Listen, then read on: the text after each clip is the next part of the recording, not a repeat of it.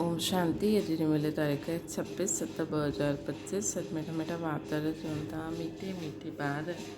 ये संगम युग विक्रम विनाश करण जो युग आहे। हिन युग में कोई भी विक्रम तव्हांखे न करिणो आहे, पावन ज़रूरु ठहिणो आहे। प्रश्न: अतीन्द्रिय सुख जो अनुभव कंहिं ॿारनि खे थी सघंदो आहे? उत्तर आहे जो ॿार ज्ञान रतन सां भरपूर आहिनि उन्हनि खे अतीन्द्रिय सुख जो अनुभव थी सघंदो आहे। जो जेतिरो ज्ञान खे जीवन में धारण कंदा ओतिरो साहूकार ठहींदा। अगरि ज्ञान रतन धारण न थींदा त वञी करे ग़रीब ठहींदा। बाबा तव्हांखे पास्ट प्रेज़ेंट फ्यूचर जो ज्ञान ॾेई करे त्रिकालदर्शी ठाहिनि था। गीता। ओम नमः शिवाय।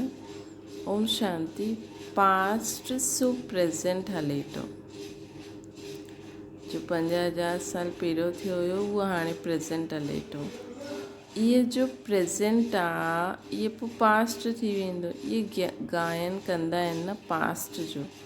हाणे तव्हां पुरुषोत्तम संगम युग ते आहियो। पुरुषोत्तम अक्षर ज़रूरु विझणो खपे। तव्हां प्रेज़ेंट ॾिसो था न, जो पास्ट जो गायन आहे उहो हाणे प्रैक्टिकल में थिए थो, मतिलबु हिन संगम युग ते। हिन में कोई संशय न लाहिणो खपे। ॿार ॼाणंदा आहिनि संगम युग बि आहे, कलयुग जो अंत बि आहे। बराबरि संगम युग 5000 वर्ष पहिरियों पास्ट थी वियो है न। हाणे पोइ प्रेज़ेंट आहे न उहो संगम युग। हाणे बाबा आया आहिनि, फ्यूचर बि उहो ई थींदो जो पास्ट थी वियो। बाबा राजयोग सेखारींदा आहिनि, पोइ सतयुग में असां राज्य पाईंदासीं। हाणे आहे संगम युग। इहा बाप तव्हां ॿारनि जे सवाइ कोई बि न ॼाणंदा आहिनि इहा ॻाल्हि है न। असांजे सवाइ ॿियो कोई बि न ॼाणंदा आहिनि। तव्हां प्रैक्टिकल में राजयोग सिखो था। इहे अति सहज आहे। जो बि नंढा अथवा वॾा ॿार आहिनि सभिनि खे हिकु मुख्य ॻाल्हि ज़रूरु सम्झाइणी आहे कि बाप खे यादि करो त विक्रम विनाश थींदा है न। जो बि नंढा व वॾा माण्हू आहिनि उन्हनि खे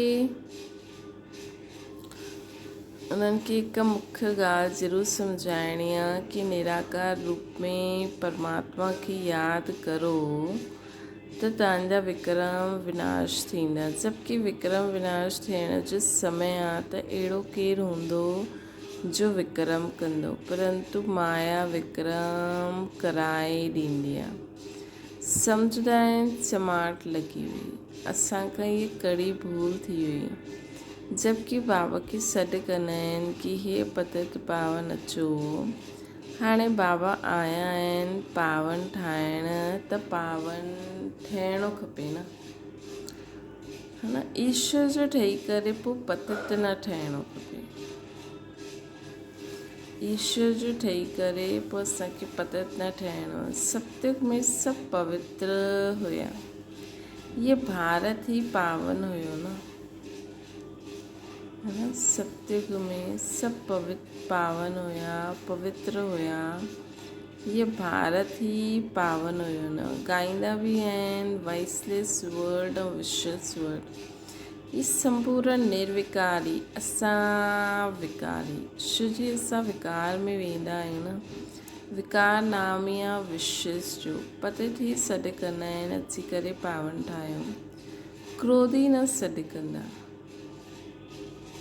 बाबा भी ड्रामा प्लान अनुसार ईंदा आहिनि। जरा भी फ़र्क़ु न पई सघंदो है न। बाप भी ड्रामा प्लान अनुसार ईंदा आहिनि, जरा भी फ़र्क़ु न पई सघंदो आहे। जो पास्ट थियो वो वरी प्रेज़ेंट थिए थो। पास्ट प्रेज़ेंट ऐं फ्यूचर खे ॼाणण वारे खे त्रिकालदर्शी चइबो आहे।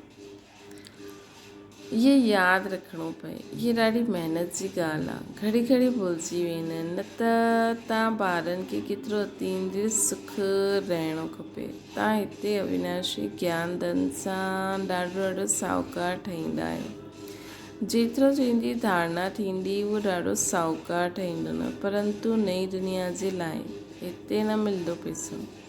तव्हां ॼाणंदा आहियो असां जो कुझु कंदा आहियूं सो फॉर फ्यूचर नई दुनिया जे लाइ। बाबा आया ई आहिनि नई दुनिया जी स्थापना करणु, पुराणी दुनिया जो विनाश करणु। हूबहू कल्प पहिरियों मिसल ई थींदो।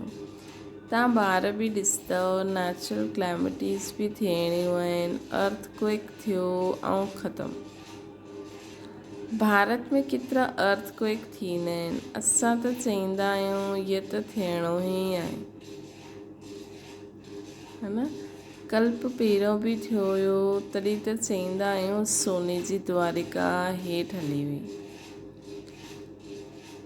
अर्थक्वेक आदि थियणो ई आहे। कल्प पहिरियों बि थियो हुयो, कल्प पहिरियों बि चईंदा, तॾहिं त चईंदा आहिनि कल्प पहिरियों बि हुयो, तॾहिं त चईंदा आहिनि सोने जी द्वारिका हेठि हली वई। ॿारनि खे सुठी रीति बुद्धि में विहारणो खपे कि असां 5000 वर्ष पहिरियों बि इहा नॉलेज हुती हुई। हिन में ज़रा बि फ़र्क़ु न आहे। बाबा 5000 वर्ष पहिरियों बि तव्हांसां वरसो वरितो हुयोसीं। असां अनेक बार तव्हांखां वरसो वरितो आहे। हुन जी गिनती न थी सघंदी आहे। केतिरी बार तव्हां विश्व जा मालिक ठहींदा आहियो, पोइ फ़क़ीर थी वेंदा आहियो। हिन समय भारत पूरो फ़क़ीर आहे। तव्हां लिखंदा बि आहियो ड्रामा प्लान अनुसार। उहे ड्रामा अक्षर न चईंदा आहिनि, उन्हनि जो प्लान ई पंहिंजो आहे।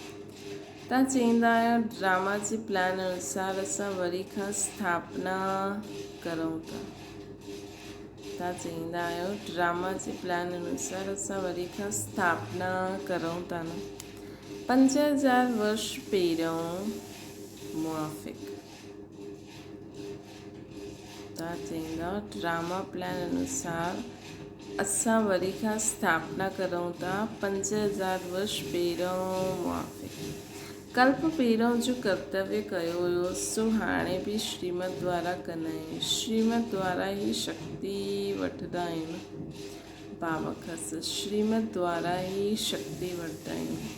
शिव शक्ति नाम बि आहे त तव्हां शिव शक्ति देवियूं आहियो, जंहिंजी मंदरनि में पूजा थींदी आहे, पूजन थींदो आहे।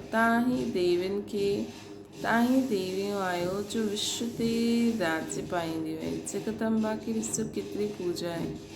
अनेक नाम रखी छॾिया अथनि। आहे त हिकु ई न। जीअं बाप हिकु आहे शिव, तव्हां बि विश्व खे स्वर्ग ठाहींदा आहियो, तव्हांजी पूजा थींदी आहे। अनेक देवियूं आहिनि। लक्ष्मी जी केतिरी पूजा कंदा आहिनि। दीपमाला जे ॾींहुं महालक्ष्मी जी पूजा कंदा आहिनि। उहा थी वई हेड, महालक्ष्मी थी वई हेड। महाराजा महारानी मिलाए करे महालक्ष्मी चईंदा आहिनि। उन में ॿई अची वेंदा आहिनि। असां बि महालक्ष्मी जी पूजा कंदा हुआसीं। धन जी वृद्धि थी त चईंदा महालक्ष्मी जी कृपा थी, बसि हर वर्ष पूजा कंदा आहिनि। अच्छा, उन्हनि सां धन मांगदा आहिनि, देवी सां छा मांगदा? तव्हां संगम युगी देवियूं सभिनि खे स्वर्ग जो वरदान ॾियण वारियूं आहियो। मनुष्य खे पतो न आहे कि देवियुनि सां स्वर्ग जी सभु कामनायूं पूरी थींदियूं। तव्हां देवियूं आहियो न। मनुष्य खे ज्ञान धन दान कंदियूं आहिनि, जंहिंसां सभु कामनायूं पूर्ण करे थी वेंदियूं आहिनि। जंहिंसां सभु कामनायूं पूर्ण थी वेंदियूं आहिनि। सभु कामनाएं पूर्ण करे छॾंदियूं आहिनि। बीमारी आदि हूंदी त देवी खे चईंदा ठीकु करो, रक्षा करो। अनेक प्रकार जी देवियूं आहिनि।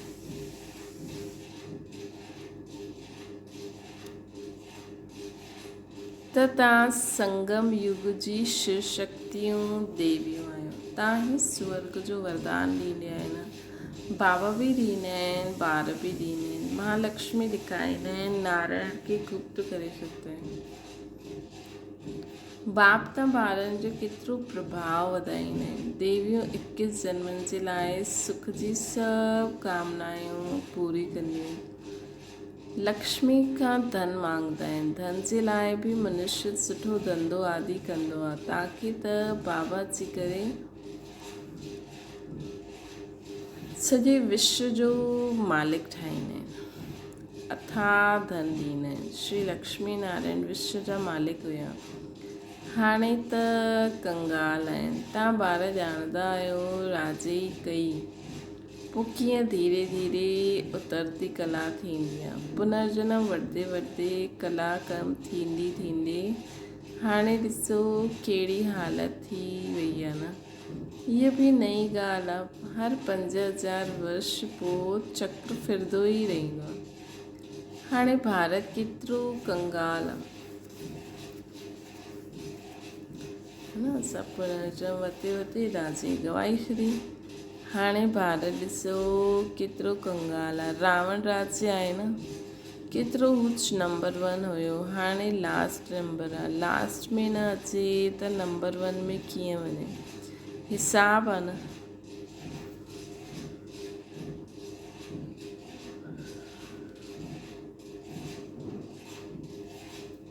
हिसाब आहे न। धीरज सां अगरि वीचार सां अगरि मंथन करो त सभु ॻाल्हियूं आपे ई बुद्धि में अची वेंदियूं।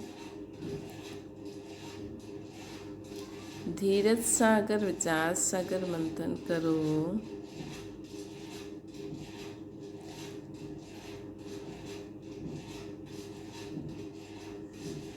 त सभु ॻाल्हियूं आपे ई बुद्धि में अची वेंदियूं। केतिरी मिठी मिठी ॻाल्हियूं आहिनि न।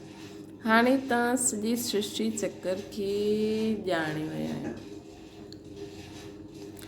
पढ़ाई सिर्फ़ु स्कूल में न पढ़बी आहे। टीचर्स सबक़ ॾींदा आहिनि घर में पढ़ण लाइ, जंहिंखे होमवर्क चइबो आहे। बाबा बि तव्हांखे घर जे लाइ पढ़ाई ॾींदा आहिनि।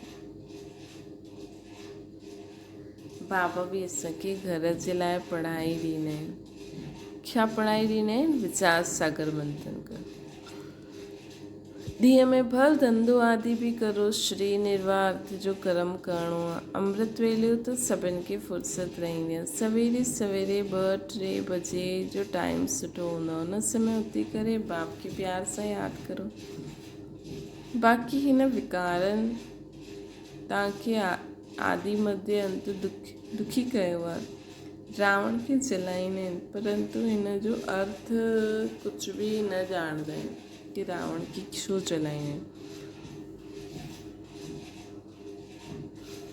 बसि सिर्फ़ु परंपरा सां रावण खे जलाइण जी रस्म हली आई आहे। ड्रामा अनुसार इहे सभु नूंद आहे न। परंपरा सां रावण खे जलाइण, रावण खे मारंदा आहिनि, परंतु रावण मरंदो ई न आहे। हाणे तव्हां ॿार ॼाणंदा आहियो इहे रावण खे जलाइण बंदि कॾहिं थींदो।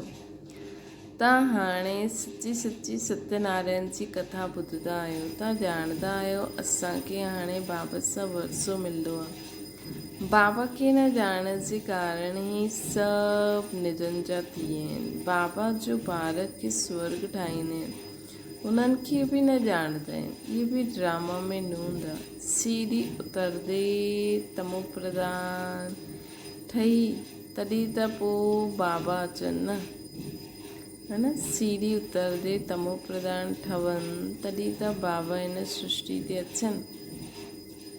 त ॾिसो रावण जो बि पंहिंजो पार्ट आहे।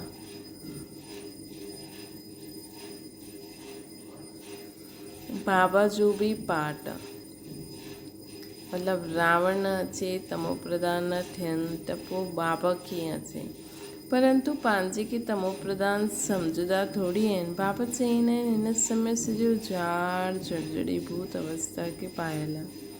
हिकु बि सतो प्रधान न आहे। सतो प्रधान थींदा ई आहिनि शांतिधाम और सुखधाम में। हाणे त सभु तमो प्रधान आहे। पाप ई अची करे तव्हां ॿारनि खे अज्ञान नींद सां जगाईंदा आहियो।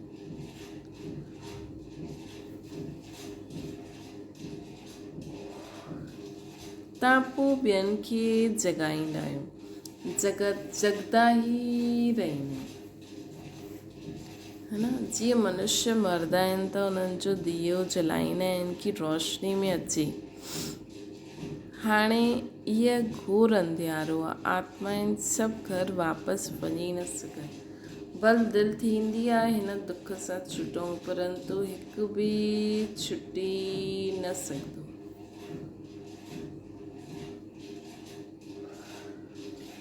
जबकि हाणे भॻवानु आया आहिनि त बि न छुटी सघंदो। छो जी ड्रामा में जॾहिं छुटण जो हूंदो तॾहिं छुटंदो।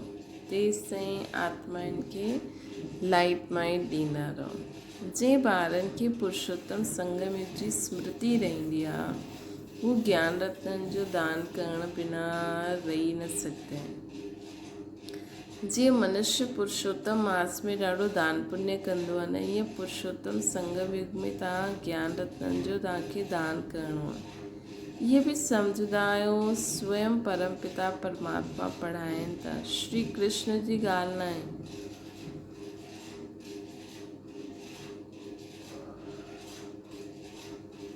श्री कृष्ण त सतयुग जो पहिरियों प्रिंस आहे। पोइ त उहो पुनर्जन्म वठंदो हेठि ईंदा आहिनि। बाबा पास्ट प्रेज़ेंट फ्यूचर जो बि राज सम्झायो। तव्हां त्रिकालदर्शी ठहींदा आहियो ऐं त्रिकालदर्शी ठाहे न सघंदव सिवाय बाप जे। तव्हां त्रिकालदर्शी ठहींदा आहियो ऐं त्रिकालदर्शी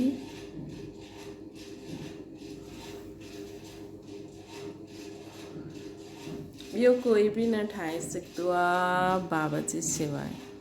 सृष्टि जे आदि मध्य अंत जो ज्ञान बाप खे ई आहे। उन्हनि खे ज्ञान सागर चइबो आहे। ऊच ते ऊच भॻवानु ॻायल आहे न, उहो ई रचयिता आहे। हेवनली गॉड फादर अक्षर ॾाढो क्लियर आहे। हेवन स्थापना करण वारो। शिव जयंती बि मल्हाईंदा आहिनि, परंतु शिव जयंती शिव कॾहिं आया, छा अची करे कई, इहे कुझु न ॼाणंदा आहिनि। जयंती जो अर्थ जो बि पतो न आहे। पोइ मल्हाए करे छा कंदा, इहे बि ड्रामा में आहे सभु। हिन समय ई तव्हां ॿार ड्रामा जे आदि मध्य अंत खे ॼाणंदा आहियो। पोइ कॾहिं न ॼाणंदा। पोइ जॾहिं बाबा ईंदा तॾहिं ॼाणंदा। हाणे तव्हांखे स्मृति आई 84 जो चक्कर कीअं फिरंदो आहे। भक्ति मार्ग में छा उन्हनि सां कुझु बि मिलंदो न आहे। भक्ति मार्ग में छा उन्हनि सां त कुझु बि मिलंदो न आहे, है न। केतिरी भक्ति माण्हू कंदा आहिनि, भीड़ में धक्का खाइण वेंदा आहिनि, बसि हिकु संतुष्टता मिलंदी आहे। असां मूर्ति ते इहे चढ़ायो। बाबा त तव्हांखे हुन सां छुड़ाए ॾिनी। हाणे सम्झी सघंदा आहे न।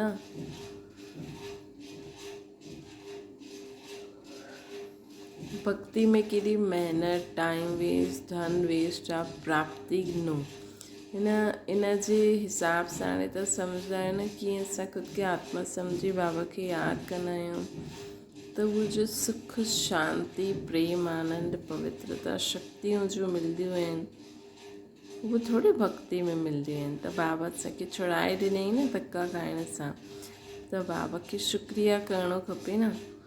बाबा तव्हांखे उन्हनि सां छुड़ाए ॾिनई। हाणे तव्हां ॿार ॼाणंदा आहियो असां श्रीमत ते वरी खां भारत खे श्रेष्ठ ठाहियूं था। श्रीमत सां ई श्रेष्ठ ठहींदा। श्रीमत संगम ते ई मिलंदी आहे। तव्हां यथार्थ रीति सां ॼाणंदा आहियो असां केरु हुयासीं, पोइ कीअं इहे ठहिया आहियूं, है न। श्रीमत सां श्रेष्ठ ठहींदा आहियूं। श्रीमत संगम ते ई मिलंदी आहे। त यथार्थ रीति ॼाणंदा आहियोसीं केरु हुयासीं, पोइ कीअं इहे ठहिया। हाणे वरी पुरुषार्थ करूं था। असां केरु हुयासीं, असां देवी देवता हुयासीं, पोइ असां छा थी वियासीं। पुरुषार्थ कंदे कंदे ॿार अगरि फेल थी वेंदा त बाप खे समाचार ॾियो, बाबा सावधानी ॾींदा, पोइ खड़ा थी वञिजो।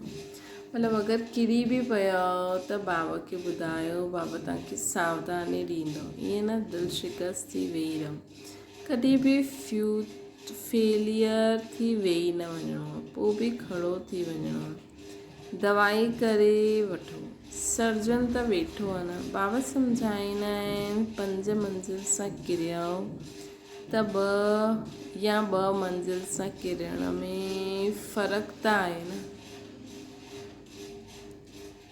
काम विकार आहे 5 मंज़िल, इन करे बाबा चयो आहे काम शत्रु आहे। उन्हनि तव्हांखे पतित ठातो आहे न, उहो पावन ठहो त हाणे पावन ठहो। पतित पावन बाबा ई अची करे असां सभिनि खे पावन ठाहींदा आहिनि।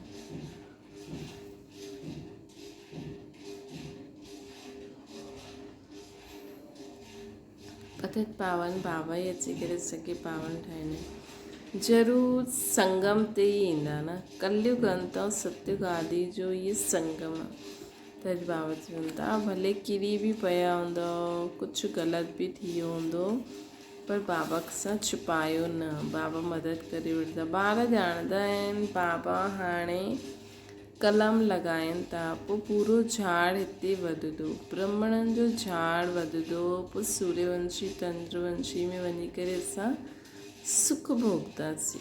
केतिरो सहज बाबा सम्झाईंदा आहिनि। अच्छा मुरली न मिलंदी आहे, बाप खे यादि करो, ये बुद्धि में पक्को करो कि शिव बाबा हाणे ब्रह्मा तन में आया आहिनि, असांखे चईंदा आहिनि कि मूंखे यादि करो त तव्हां विष्णु जे घराने में हली हलंदव। सॼो मतिलबु विष्णु जो घरानो, मतिलबु स्वर्ग बि सरोसि विष्णु जो घरानो।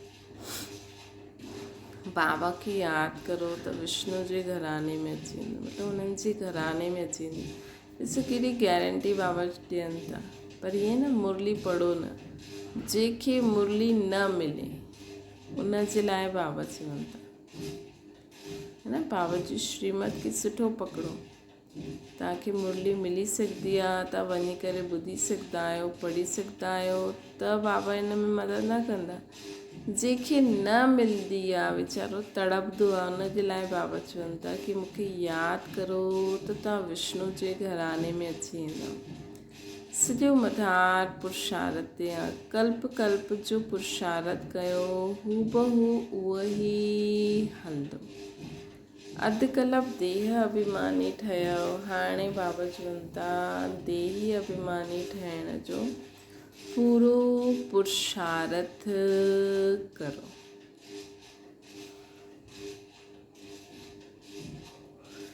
इन में ई महिनत आहे।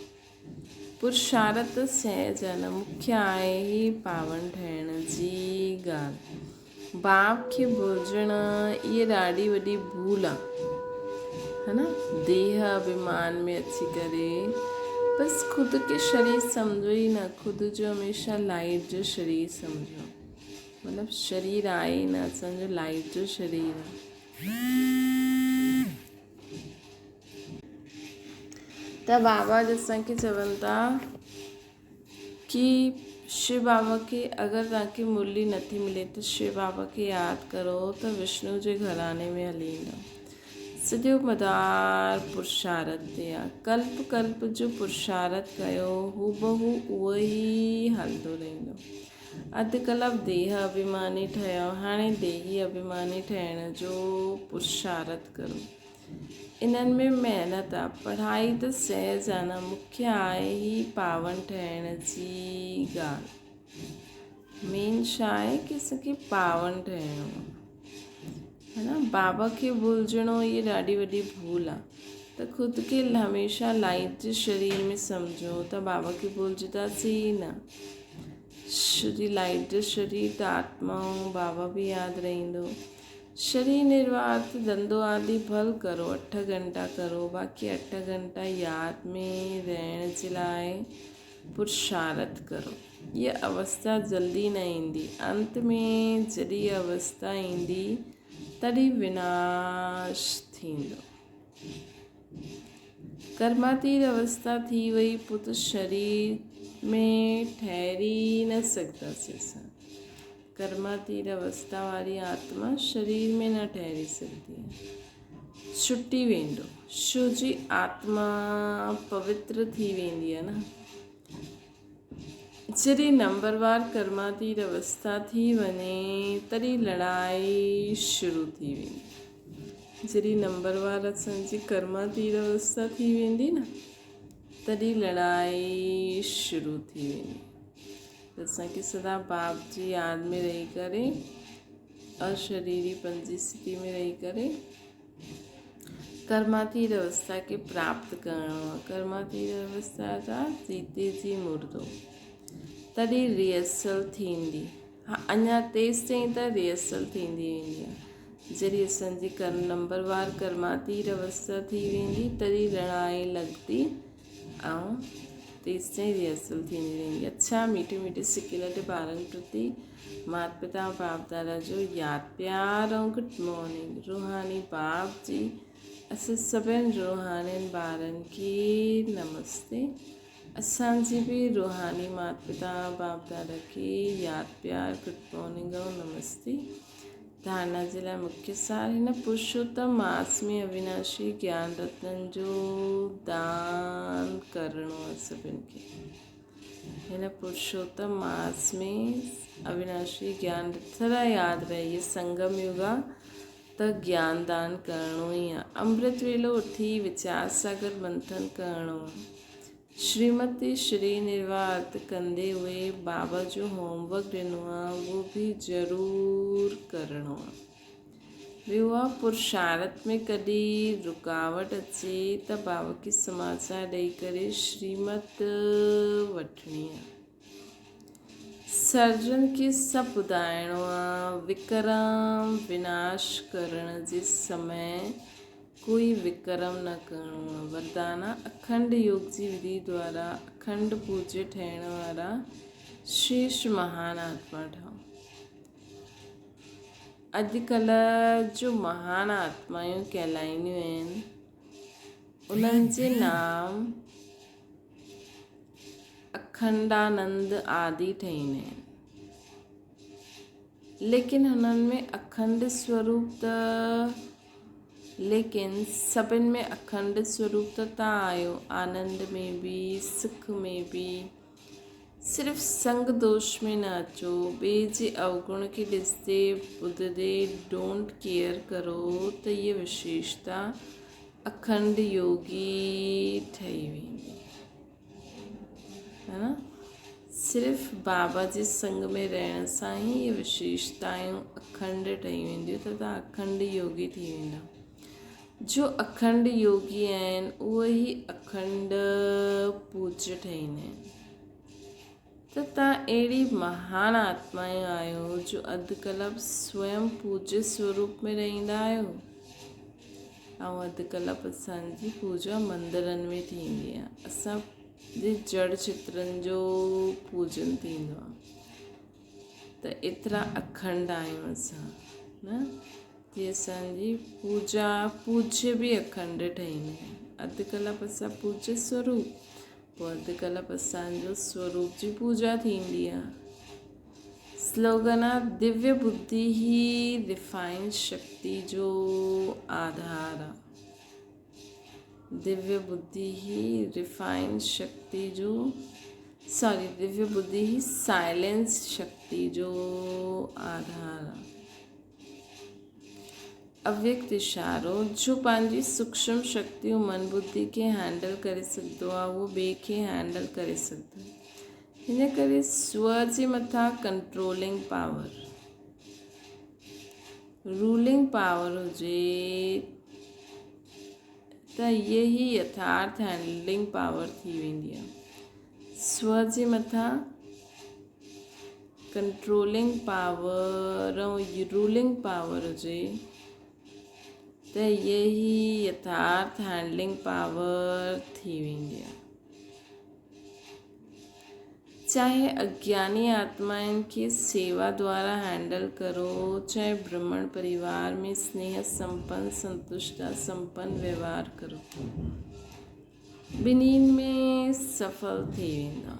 कॾहिं तॾहिं असां में कंट्रोलिंग ऐं रूलिंग पावर हूंदी, मन बुद्धि खे कंट्रोल करण ऐं उन्हनि ते रूल करण जी पावर हूंदी त अज्ञानी आत्माउनि खे सेवा द्वारा हैंडल करे सघंदा, ज्ञानी आत्माउनि खे स्नेह संपन्न संतुष्टा व्यवहार द्वारा उन्हनि सां संबंध रखी सघंदासीं। अच्छा, ओम शांति। बाबा की याद करो।